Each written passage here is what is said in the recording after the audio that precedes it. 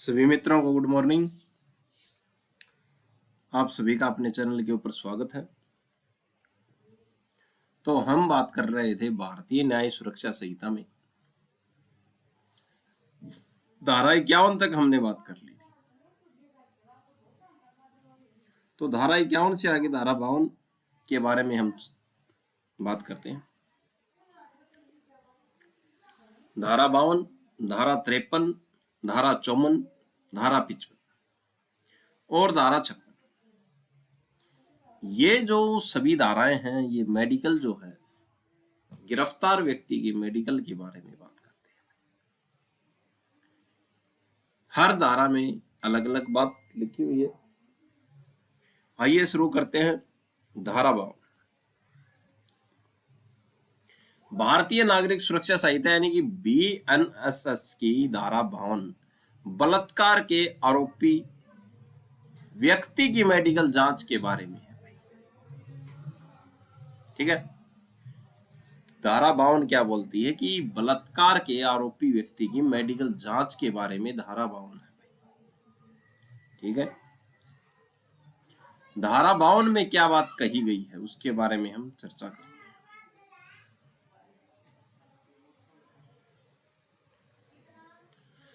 क्या लिखा हुआ पहला पॉइंट,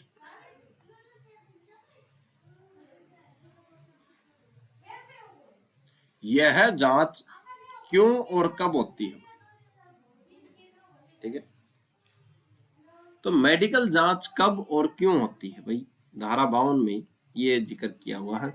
पहला प्रश्न बन गया है कि जांच क्यों और कब होती है।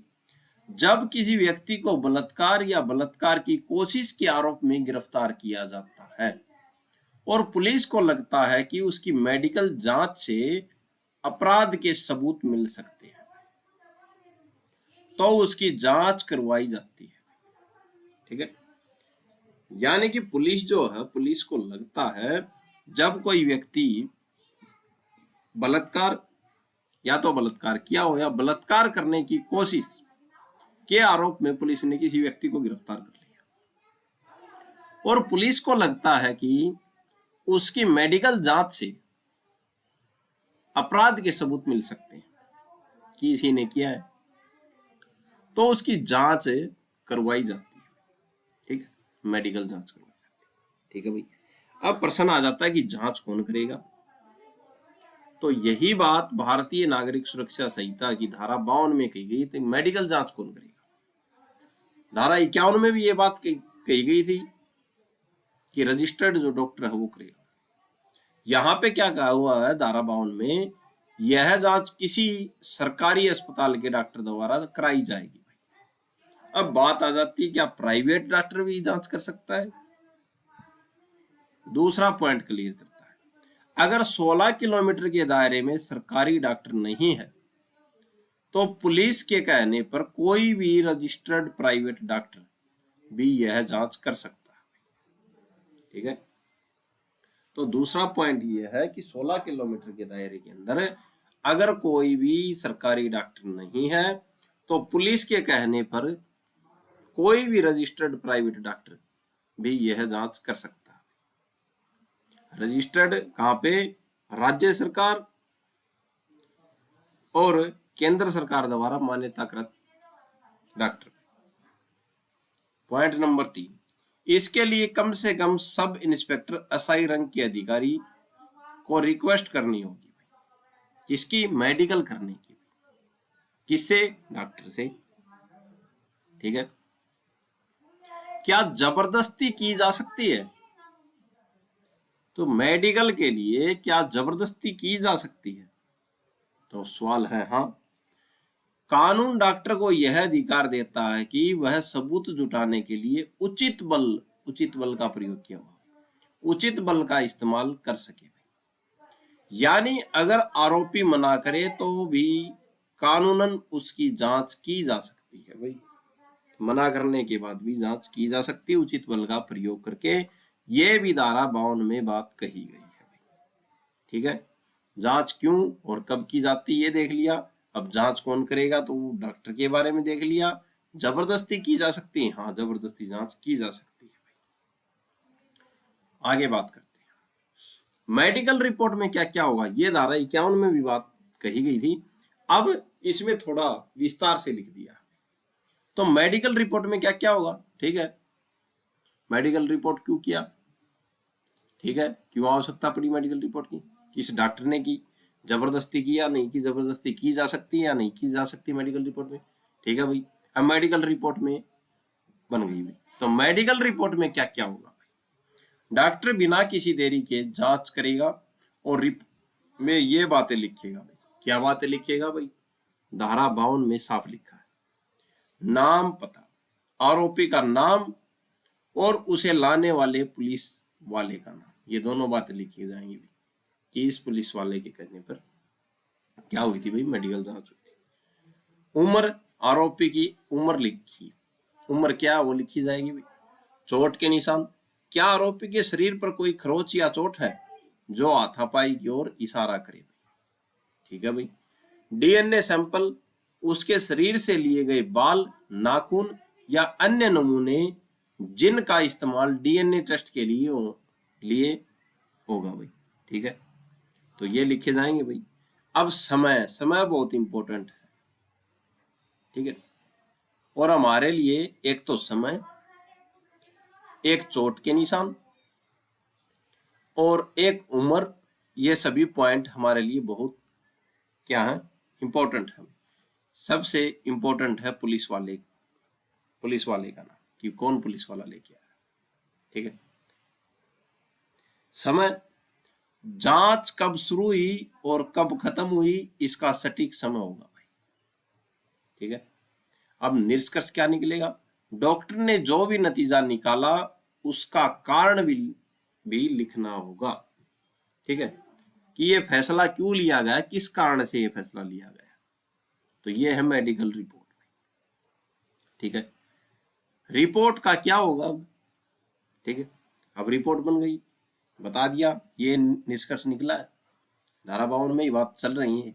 तो रिपोर्ट का क्या होगा, डॉक्टर ये है रिपोर्ट तुरंत पुलिस यानी कि जांच अधिकारी को भेजेगा भाई, ठीक है भाई, जांच अधिकारी को भेज दी, पुलिस इसे मजिस्ट्रेट के पास जमा करेगी ताकि इसे केस की चार्जशीट का हिस्सा बनाया जा सके और कोर्ट में सबूत के तौर पर पेश किया जा सके, ठीक है, तो ये केस में जोड़ दी। यह धारा सुनिश्चित करती है कि बलात्कार के आरोपी का मेडिकल टेस्ट तुरंत हो ताकि वैज्ञानिक सबूत जैसे डीएनए और चोट के निशान मिटने से पहले जुटाए जा सके, ठीक है।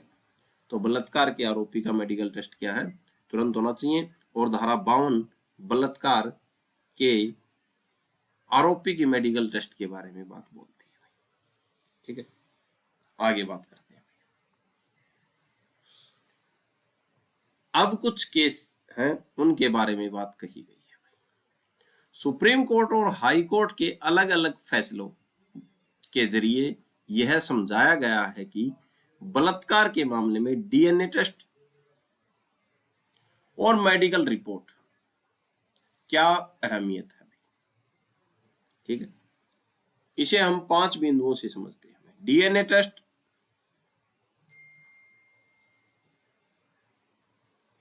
डीएनए टेस्ट अब ऑप्शनल नहीं, जरूरी है, ठीक है। तो केस जो था, अब सुप्रीम कोर्ट ने कहा था कि डीएनए टेस्ट अब ऑप्शनल नहीं है, जरूरी है, ठीक है। केस था किशन कुमार मलिक बनाम हरियाणा राज्य का, ठीक है, किशन कुमार मलिक बनाम हरियाणा राज्य, केस याद रखने के लिए है।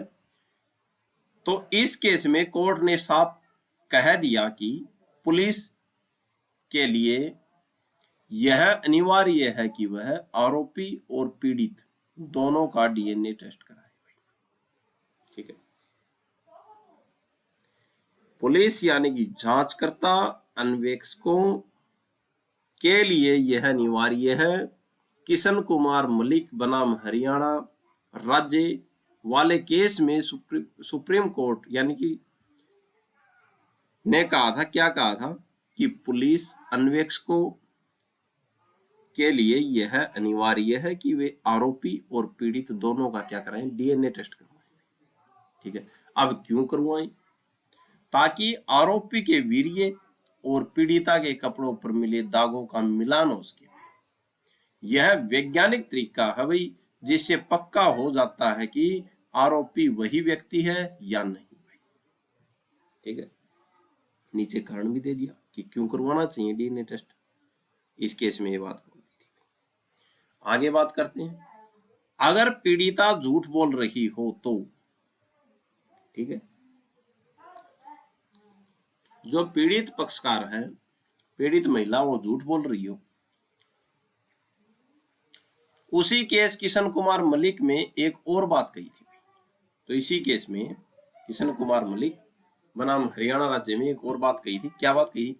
अगर मेडिकल रिपोर्ट और पीड़िता के बयान में विरोधाभास यानी कि मिले नहीं है, मेडिकल रिपोर्ट कुछ और बोल रही है और पीड़िता के बयान कुछ और बोल रहे हैं। जैसे पीड़िता कह रही है कि उसके साथ मारपीट हुई, लेकिन डॉक्टर को शरीर पर एक भी खरोंच नहीं मिली, तो पीड़िता की बात पर भरोसा नहीं किया जा सकता। ऐसे में सबूतों की कमी के कारण आरोपी को दोष मुक्त किया जा सकता है। ठीक है,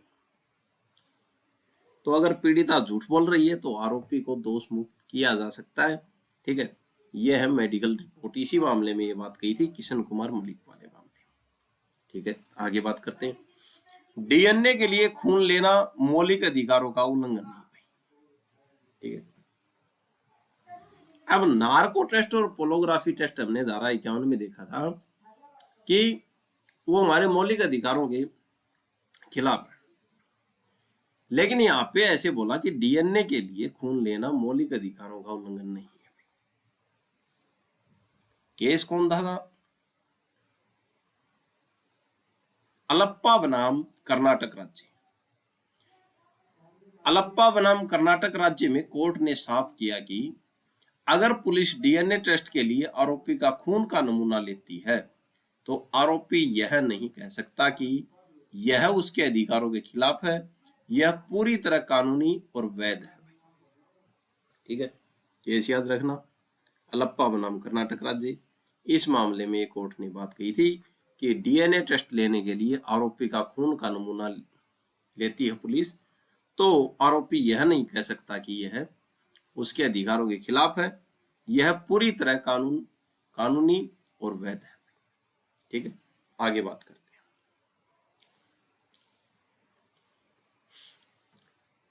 आगे बात है, अगर डीएनए रिपोर्ट आरोपी के पक्ष में आई तो क्या वह बच जाएगा? पॉइंट के ऊपर पॉइंट निकल रहे हैं। अगर डीएनए, अगर ऐसा हो जाए तो ऐसा क्या हुआ? पर्सन के ऊपर जवाब मिल रहा है। अगर डीएनए रिपोर्ट आरोपी के पक्ष में आ गई तो क्या वह बच जाएगा? सुनील बनाम मध्य प्रदेश का केस था। केस बहुत जरूरी है, सुनील बनाम मध्य प्रदेश केस। कोर्ट ने कहा कि अगर डीएनए रिपोर्ट में मिलान नहीं होता भाई, रिपोर्ट आरोपी के पक्ष में है, आरोप पीड़िता ने लगाया है, लेकिन डीएनए रिपोर्ट आरोपी के पक्ष में है, तो इसका मतलब यह बिल्कुल नहीं कि केस खत्म हो गया भाई। ठीक है, अगर दूसरे गवाह और सबूत जैसे चश्मोदीन गवाह या अन्य परिस्थितियां चिल्ला चिल्ला कर कह रहे हैं कि अपराध इसी ने किया है, तो उसे सजा हो सकती है। ठीक है, तो ये जो केस है सुनील बनाम मध्य प्रदेश वाले केस में कोर्ट ने कहा था अगर डीएनए रिपोर्ट में मिलान नहीं होता, रिपोर्ट आरोपी के पक्ष में है, ठीक है, तो इसका ये मतलब बिल्कुल भी नहीं है कि केस खत्म हो गया। ठीक है, अगर दूसरे गवाह जैसे चश्मोदीन गवाह उन्होंने देखा है या अन्य परिस्थितियां चिल्ला चिल्ला कर ये कह रही हैं कि अपराध इसी ने किया है, तो उसे सजा हो सकती है भाई। ठीक है, आगे बात करते हैं, पॉइंट नंबर 5, पुलिस की लापरवाही का फायदा और नुकसान भाई। तो पुलिस की लापरवाही का फायदा क्या है और नुकसान क्या है? वीरेंद्र बनाम मध्य प्रदेश का मामला था भाई। वीरेंद्र बनाम मध्य प्रदेश। अगर पुलिस गलती से या जानबूझकर डीएनए टेस्ट नहीं कराती तो सिर्फ इस गलती की वजह से केस खारिज नहीं होगा, कोर्ट बाकी सबूत को भी देखेगा। तो वीरेंद्र बनाम मध्य प्रदेश के केस में न्यायालय ने यह बात कही थी, अगर पुलिस गलती से या जानबूझकर डीएनए टेस्ट नहीं करवाती तो सिर्फ इस एक गलती की वजह से केस खारिज नहीं होगा भाई, कोर्ट बाकी सबूत को देखेगा। ठीक है, आगे का जो केस है उसके बारे में हम देखते हैं। छोटकू बनाम उत्तर प्रदेश। भाई छोटकू बनाम उत्तर प्रदेश के मामले में कोर्ट ने क्या कहा था, लेकिन अगर पीड़िता की मृत्यु हो चुकी है और पूरा केस सिर्फ परिस्थितियों पर टिका है तब पुलिस का मेडिकल टेस्ट न कराना बहुत ही लापरवाही मानी जाएगी, इसका फायदा आरोपी को मिल सकता है। ठीक है, यहाँ पे पीड़िता वीरेंद्र बनाम मध्य प्रदेश केस में अगर किसी कारण से पीड़िता की या आरोपी का डीएनए टेस्ट पुलिस नहीं करवाती तो इस वजह से केस खारिज नहीं होता, बाकी सबूतों को भी देखना होगा, हो सकता है चश्मोदनी का हो। ठीक है, कई बार परिस्थितियां भी बता देती हैं कि हाँ गलत किया है। फिर कोर्ट ने छुटकू बनाम उत्तर प्रदेश के केस में एक बात कही थी, लेकिन अगर पीड़िता की मृत्यु हो चुकी है और पूरा केस सिर्फ परिस्थितियों पर टिका है तब पुलिस का मेडिकल टेस्ट न करवाना बहुत बड़ी लापरवाही माना जाएगा और इसका फायदा किसको मिलेगा, आरोपी को मिलेगा, आरोपी को मिल सकता है।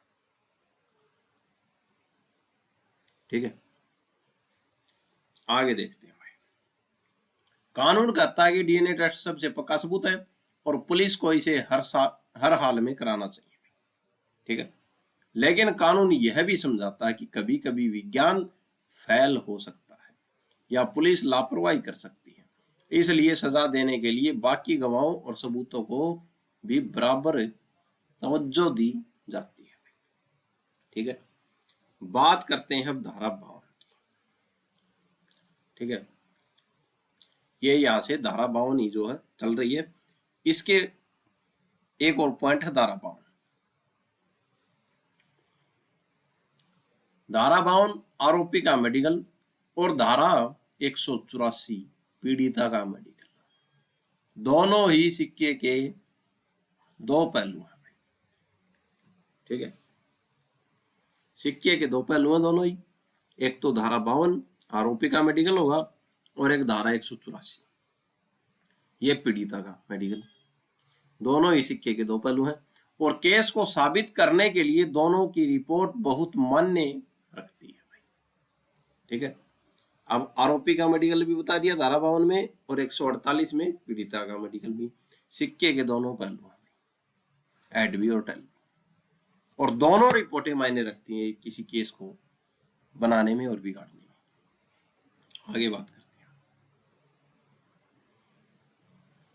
अब बात आ जाती है हमारे पास धारा 53 की, भारतीय नागरिक सुरक्षा धारा 53 बहुत ही महत्वपूर्ण है क्योंकि यह गिरफ्तार किए गए व्यक्ति के मानव अधिकारों की रक्षा करती है। ठीक है, तो जो व्यक्ति गिरफ्तार किया है उसके मानव अधिकारों की रक्षा करती है कौन, धारा 53 पुलिस की मनमानी और मारपीट रोकने वाला कानून है। ठीक है, गिरफ्तारी के तुरंत बाद मेडिकल चेकअप। ठीक है, जैसे ही किसी व्यक्ति को गिरफ्तार किया जाता है तुरंत उसका मेडिकल टेस्ट कराया जाएगा। यह जांच सरकारी डॉक्टर करेगा, जो हमने धारा 51 में देख लिए थे, और ये धारा 51 धारा 52 और 53 को क्या करती है, मजबूत करती है। इससे पहले की जो क्लास उसमें धारा 51 के बारे में हमने चर्चा की थी। ठीक है, यह जांच सरकारी डॉक्टर करेगा, अगर सरकारी डॉक्टर नहीं है तो कोई भी रजिस्टर्ड प्राइवेट डॉक्टर यह जांच कर सकता है। ठीक है भाई, पुलिस जब भी किसी व्यक्ति को गिरफ्तार करेगी उसका तुरंत मेडिकल टेस्ट करवाया जाएगा। यह जांच सरकारी डॉक्टर करेगा, या सरकारी डॉक्टर नहीं है तो रजिस्टर्ड प्राइवेट डॉक्टर।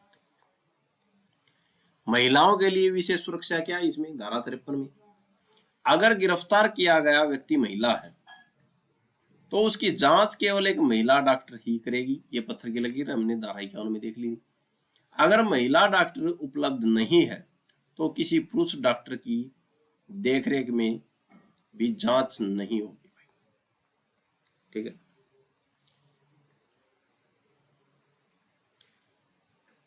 तो अगर महिला डॉक्टर नहीं है तो पुरुष की देखरेख में जांच नहीं होगी भाई।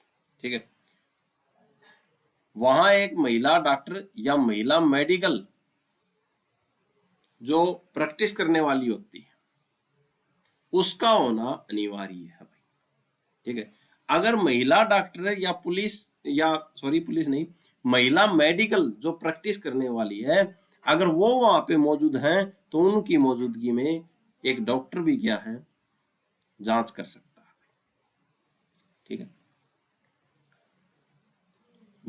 मेडिकल रिपोर्ट में क्या लिखा जाएगा, डॉक्टर अपनी रिपोर्ट में ये बातें साफ साफ लिखिएगा भाई। क्या लिखेगा, ठीक है, गिरफ्तार व्यक्ति कर लिया, गिरफ्तार व्यक्ति का मेडिकल चेकअप करवा दिया, महिला का मेडिकल चेकअप करवा दिया, धारा 53 में। अब आगे रिपोर्ट बन के आगे, तो रिपोर्ट में क्या लिखा जाएगा, शरीर पर कोई चोट या हिंसा के निशान है या नहीं। अगर चोट है तो वह कितनी पुरानी है, ताकि पता चल सके कि चोट गिरफ्तारी से पहले की है या पुलिस लॉकअप में लगी है। इंपॉर्टेंट पॉइंट है धारा 53, मानव अधिकारों से संबंधित है। ठीक है, आगे बात करते हैं। अब रिपोर्ट आ गई तो रिपोर्ट की कॉपी का क्या होगा, रिपोर्ट की कॉपी किसे मिलेगी, जांच के बाद डॉक्टर उस रिपोर्ट की एक कॉपी गिरफ्तार व्यक्ति को, एक तो दे देगा डॉक्टर गिरफ्तार व्यक्ति को, या उसके द्वारा बताए गए किसी व्यक्ति या रिश्तेदार या वकील को मुफ्त में देना होगा। ठीक है, केस था, एक केस की जिक्र करते हैं हम, केस पर बात करते हैं। शीला बारसे बनाम महाराष्ट्र राज्य, सुप्रीम कोर्ट का फैसला। इंपॉर्टेंट फैसला है, शीला बारसे बनाम महाराष्ट्र राज्य, सुप्रीम कोर्ट का फैसला। इस कानून का सबसे बड़ा मकसद पुलिस की 3rd डिग्री मारपीट को रोकना है, धारा 53 का। ठीक है, पुलिस की मारपीट और 3rd डिग्री को रोकना है। कोर्ट ने इस केस में कुछ बड़ी बातें कही भाई। क्या बात कही, अज्ञानता भाई। ज्यादातर लोगों को पता नहीं होता कि मेडिकल कराना उनका कानूनी अधिकार है। ठीक है भाई, ये बात कोर्ट ने कही थी। मजिस्ट्रेट की जिम्मेदारी क्या है, जब पुलिस किसी को मजिस्ट्रेट के सामने पेश करती है तो मजिस्ट्रेट का यह फर्ज है कि वह आरोपी से पूछे कि क्या तुम्हें पुलिस ने मारा पीटा है, क्या तुम अपना मेडिकल कराना चाहते हो। ठीक है, ये बातें सुप्रीम कोर्ट द्वारा कही गई थी।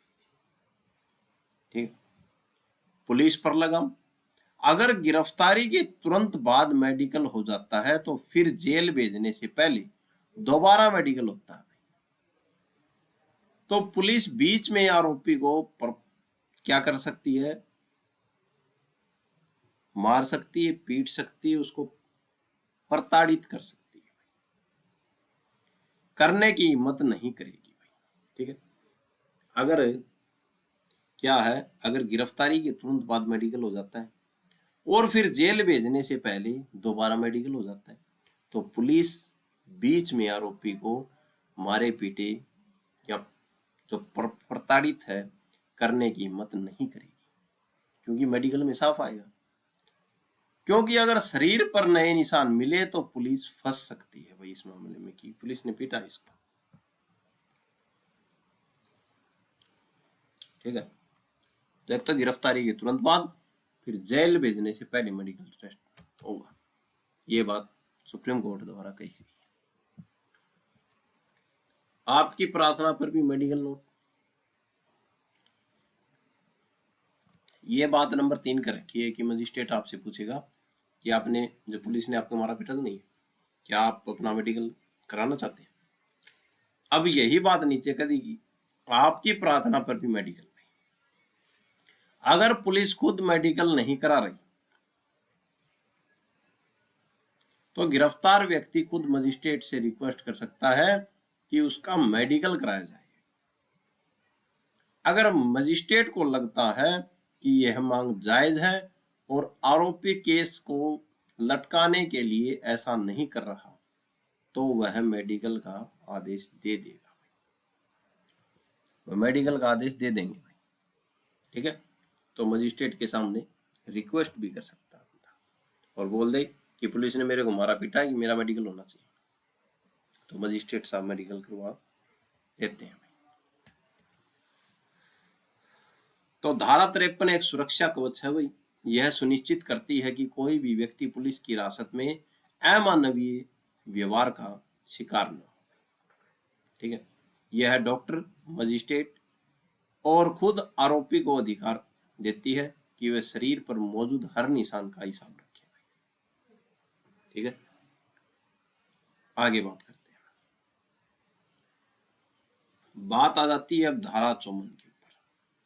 भारतीय नागरिक सुरक्षा संहिता की धारा 54 मुख्य रूप से पहचान के बारे में है, ठीक है। जब पुलिस किसी को पकड़ती है तो कभी कभी यह साबित करना जरूरी होता है कि क्या यह वही व्यक्ति है जिसे गवाह ने अपराध करते देखा था, ठीक है। तो पहचान के बारे में है वही। तो पुलिस को जब किसी व्यक्ति को पकड़ती है तो कभी कभी यह साबित करना जरूरी होता है कि यह वही व्यक्ति है जिसने जो गवाह ने देखा था अपराध करते हुए, ठीक है। और इसे बोलते हैं पहचान।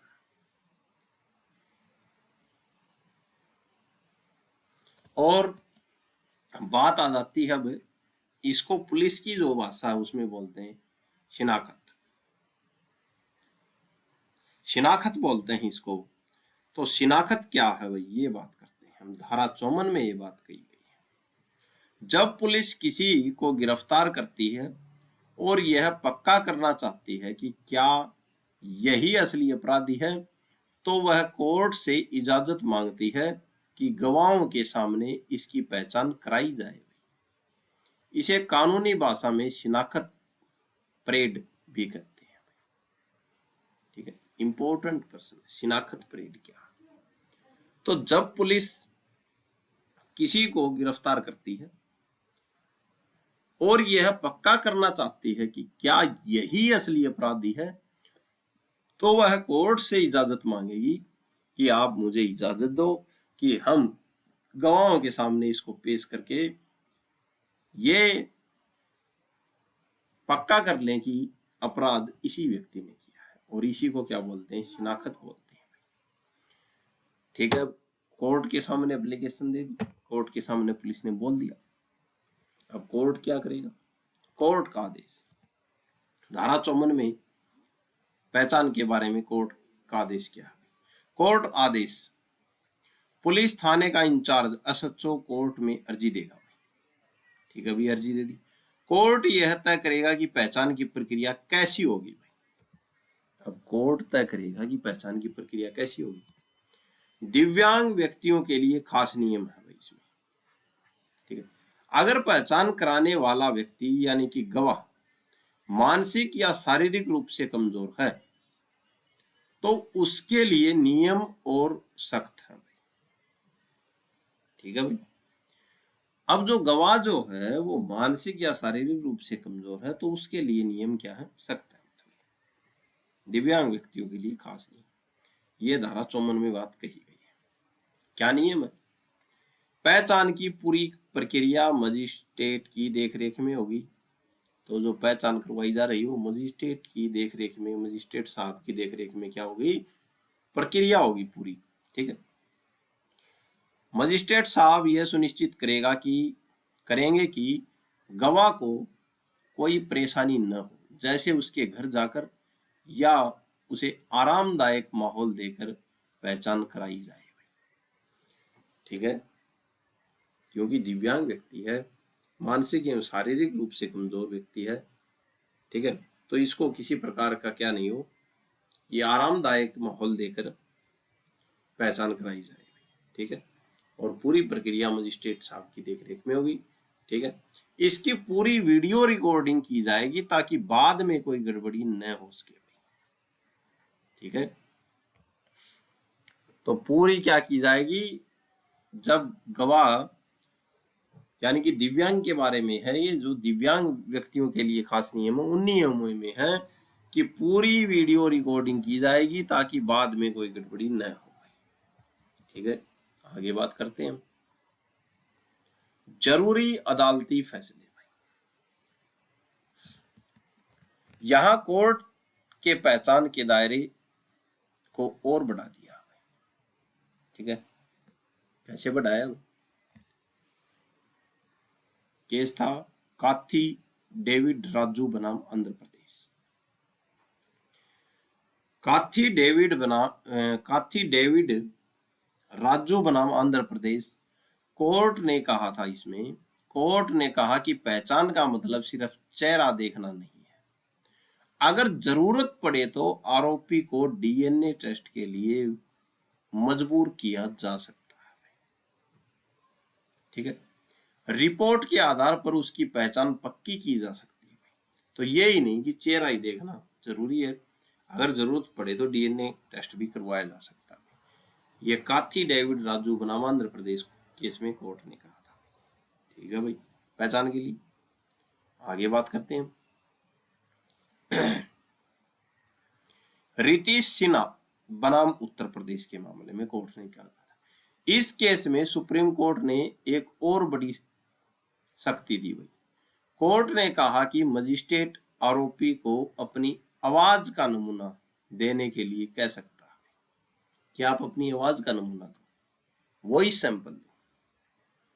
तब यह काम आता है जब अपराध फोन पर या रिकॉर्डिंग के जरिए किया गया। तो मजिस्ट्रेट साहब कब मांगेंगे आवाज का नमूना? जब अपराध फोन या रिकॉर्डिंग के जरिए किया गया।